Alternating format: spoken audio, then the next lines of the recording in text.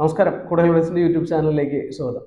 യൂറോപ്പിലേക്ക് പോകാനായിട്ട് ആഗ്രഹിക്കുന്ന ആളുകളും അതേപോലെ തന്നെ യൂറോപ്പിലെ ഷെങ്കൻ ഏരിയയിലേക്ക് വിസ എടുക്കാനായിട്ട് ആഗ്രഹിക്കുന്ന ഒരുപാട് ആളുകൾ നമ്മുടെ ഇടയിലുണ്ട്.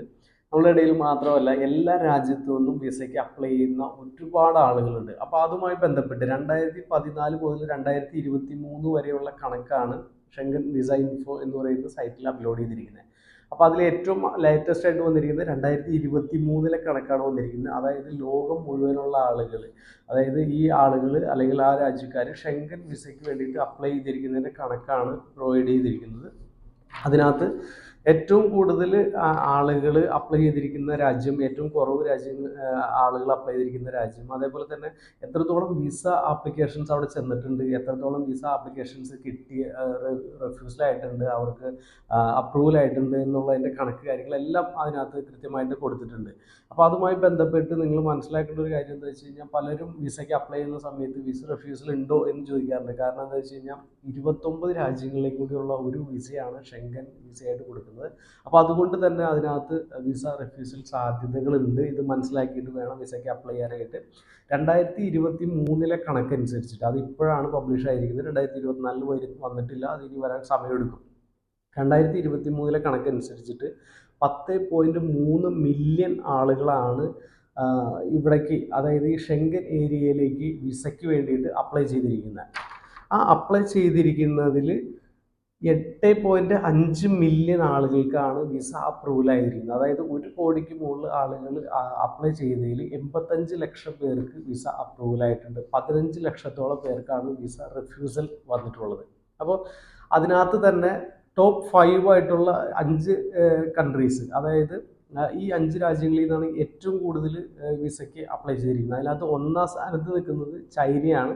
ചൈനയിൽ 1.11 മില്യൺ ആളുകളാണ് ഈ ഒരു കാലഘട്ടത്തിൽ ഷെങ്കൻ വിസയ്ക്ക് വേണ്ടിയിട്ട് അപ്ലൈ ചെയ്തിരിക്കുന്നത്. രണ്ടാം സ്ഥാനത്ത് നിൽക്കുന്നത് ടർക്കിയാണ്. 1.05 മില്യൺ ആളുകൾ ഇവിടേക്ക് അപ്ലൈ ചെയ്തിട്ടുണ്ട് ഈ ഒരു കാലയളവിൽ. ഇന്ത്യ 3-ാം സ്ഥാനത്താണ് വരുന്നത്. 9,66,000 വിസ ആപ്ലിക്കേഷൻ ഇന്ത്യയിൽ നിന്ന് ഷെങ്കൻ വിസയ്ക്ക് വേണ്ടിയിട്ട് പോയിട്ടുണ്ട്.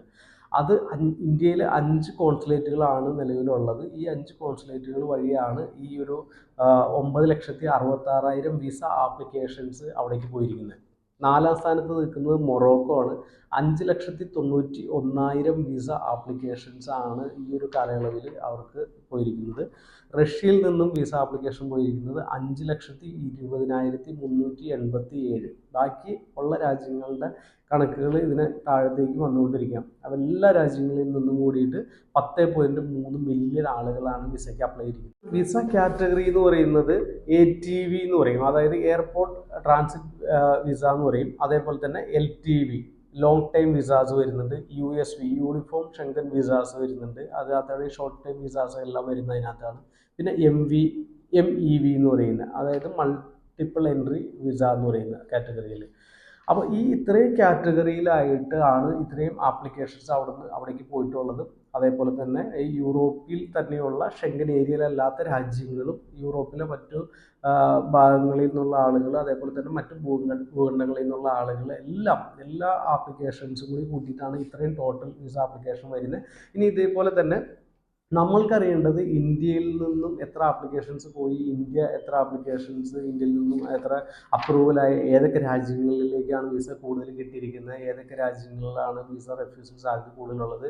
പലരും പറയാറുണ്ട് ഫ്രാൻസിൽ വെച്ച റിഫ്യൂസൽ കൂടുതലാണ്, ലിത്വാനിയ വെച്ച വിസ ആപ്ലിക്കേഷൻസ് കുറവാണ്, ഏറ്റവും കൂടുതൽ കിട്ടുന്നുണ്ട് എന്നൊക്കെ പറഞ്ഞ് കേൾക്കുന്നുണ്ട്. പക്ഷേ അതിൻ്റെ സത്യാവസ്ഥ എന്താണെന്നുള്ളത് കൃത്യമായിട്ട് അറിയില്ല. അപ്പോൾ അതിൻ്റെ കണക്കുകൾ കൃത്യമായിട്ട്, ഫ്രാൻസിലേക്ക് എത്ര ആപ്ലിക്കേഷനാണ് ഇന്ത്യയിൽ നിന്ന് പോയിരിക്കുന്നത്, ഏതൊക്കെ കോൺസുലേറ്റുകളിൽ നിന്ന് എത്ര ആപ്ലിക്കേഷൻസ് പോയിട്ടുണ്ട്, ലിത്വാനിയയിലേക്ക് എത്ര ആപ്ലിക്കേഷൻസ് പോയിട്ടുണ്ട്, ലാത്വിയയിലേക്ക് എത്ര ആപ്ലിക്കേഷൻസ് പോയിട്ടുണ്ട്, അതിനകത്ത് എത്രണ്ണം വിസ റിജക്ഷൻ വന്നിട്ടുണ്ട്, എത്ര ലോങ് ടൈം വിസ ഉണ്ട്, മൾട്ടിപ്പിൾ എൻട്രി, ഇതുമായി ബന്ധപ്പെട്ട് കൃത്യമായിട്ട് കണക്കുകൾ കാര്യങ്ങളെല്ലാം നമ്മൾ അടുത്ത വീഡിയോസായിട്ട് വരുന്നുണ്ട്. കാരണം എന്താ വെച്ച് കഴിഞ്ഞാൽ ഇതെല്ലാം കൂടി ഒറ്റ വീഡിയോ ആയിട്ട് വെച്ച് കഴിഞ്ഞാൽ ഇത് വലിയൊരു ലെങ്തി വീഡിയോ ആയി പോകും. അപ്പോൾ അതുകൊണ്ട് ഒന്നും മനസ്സിലാവില്ല.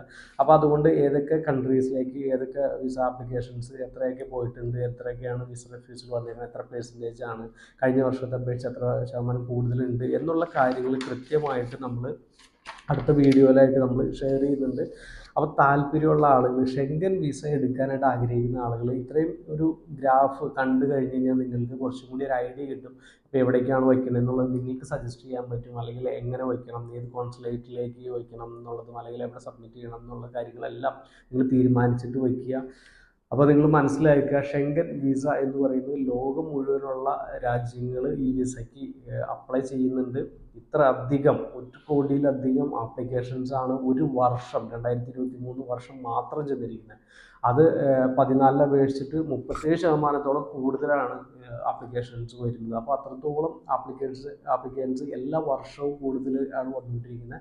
അതുകൊണ്ട് തന്നെയാണ് വിസ റിഫ്യൂസൽ കൂടുതലായിട്ട് വന്നുകൊണ്ടിരിക്കുന്നത്. അപ്പോൾ കൃത്യമായിട്ട് ഇതിൻ്റെ കണക്ക് കാര്യങ്ങൾ, രാജ്യങ്ങളുടെ കണക്ക്, ഇന്ത്യയിൽ നിന്നുള്ള ആപ്ലിക്കേഷൻസിൻ്റെ കണക്ക്, എല്ലാ കാര്യങ്ങളും നമ്മൾ അടുത്ത വീഡിയോസായിട്ട് ഷെയർ ചെയ്യും. ഷെങ്കൻ വിസ എടുക്കാനായിട്ട് ആഗ്രഹിക്കുന്ന ആളുകളുണ്ടെങ്കിൽ നിങ്ങൾ കൃത്യമായിട്ട് കാണുക. നിങ്ങൾ മറ്റുള്ള വീഡിയോസ് കാണുക, ഗൂഗിളിലൊക്കെ ഒരു സെർച്ച് ചെയ്യുക. നിങ്ങൾക്ക് യൂട്യൂബിൽ കിട്ടാവുന്ന മാക്സിമം അറിവ് നിങ്ങൾക്ക് എടുത്തതിന് ശേഷം നിങ്ങൾ അപ്ലൈ ചെയ്യാൻ താല്പര്യമുള്ളവരുണ്ടെന്നുണ്ടെങ്കിൽ കമ്മ്യൂണിക്കേറ്റ് ചെയ്യുക. ഇതുമായി ബന്ധപ്പെട്ട് നമ്മൾ അടുത്ത വീഡിയോസായിട്ട് നിങ്ങളുടെ മുന്നിലേക്ക് വരും. താല്പര്യമുള്ളവർ കാണുക, മറ്റുള്ളവർക്ക് വേണ്ടിയിട്ട് ഷെയർ ചെയ്ത് കൊടുക്കുക. കേരളത്തിൽ ജോലി നോക്കുന്ന ആളുകളാണെങ്കിൽ നമ്മൾ കേരളത്തിൽ ജോലികൾ അറേഞ്ച് ചെയ്ത് കൊടുക്കുന്നുണ്ട്. നിങ്ങൾ ഏതൊരു പ്രൊഫഷണൽ ആയിക്കോട്ടെ, ഏതൊരു കാറ്റഗറിയിലേക്ക് ജോലി നോക്കുന്ന ആളുകളാണെങ്കിലും 100% ഗ്യാരൻറ്റിയോടുകൂടി നമ്മൾ ജോബ് അറേഞ്ച് ചെയ്ത് കൊടുക്കുന്നുണ്ട്. താല്പര്യമുള്ളവർ കാണുക. ഇതുവരെ തന്ന സപ്പോർട്ടുകൾക്ക് ഒരിക്കൽ കൂടി നന്ദി അറിയിച്ചിട്ടുണ്ട്. കൂടെ താങ്ക് യു.